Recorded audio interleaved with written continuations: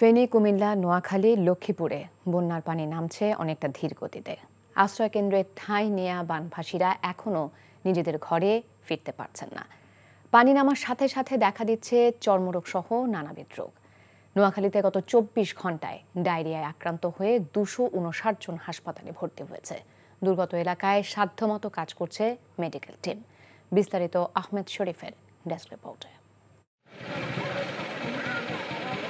ফেনীতে এখন ধীরে ধীরে নামতে শুরু করেছে বন্যার পানি। বৃষ্টিপাত কম আর ভারত থেকে ঢলের পানি না আসায় উন্নতি হচ্ছে বন্যা পরিস্থিতির। তবে জেলার সোনাগাজী, ছাগলনাইয়া, দাগনভূঞা ও পরশুরাম উপজেলার অনেক রাস্তাঘাট, বসতভিটা এবং আশ্রয়কেন্দ্র এখনও পানিতে তলিয়ে আছে।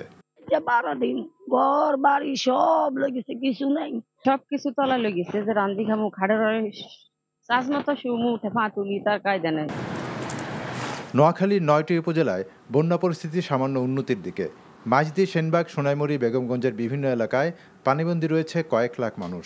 এসব এলাকায় খাবার ও বিশুদ্ধ পানির সংকট দেখা দিয়েছে। সেই সাথে দেখা দিয়েছে ডায়রিয়া, চর্মরোগ সহ নানা পানিবাহিত রোগ। শিশু বাচ্চাদের ডায়রিয়া, পাতলা পায়খানা, জ্বর, কাশ, এখন ঠিক মতন ওষুধ দাওয়াই পাইতেছি না। লক্ষ্মীপুরে প্রায় 7.5 লাখ মানুষ বন্যায় পানিবন্দী রয়েছে। প্রায় 30,000 মানুষ আশ্রয়কেন্দ্রে আশ্রয় নিয়েছেন।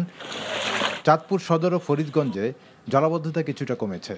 পানিবন্দী গ্রামগুলোতে খাবার, বিশুদ্ধ পানি ও চিকিৎসার অভাব রয়েছে। মৌলভীবাজারে সার্বিক বন্যা পরিস্থিতির উন্নতি হয়েছে, তবে বাড়িঘরের পাশাপাশি ক্ষতি হয়েছে আউশ, আমন ধান ও সবজি ক্ষেতসহ সড়কের। কুমিল্লায় গোমতী নদীর পানি কমতে শুরু করায় স্বাভাবিক হচ্ছে বন্যা পরিস্থিতি। রাঙ্গামাটিতে কাপ্তাই বাঁধের 16টি গেট 1 ফুট করে খোলা রাখার পরও অব্যাহত পাহাড়ি ঢলের কারণে এখনও খুব বেশি পানি কমেনি কাপ্তাই হ্রদে। এতে হ্রদ তীরবর্তী প্রায় 18,000 মানুষ এখনও পানিবন্দী হয়ে রয়েছে।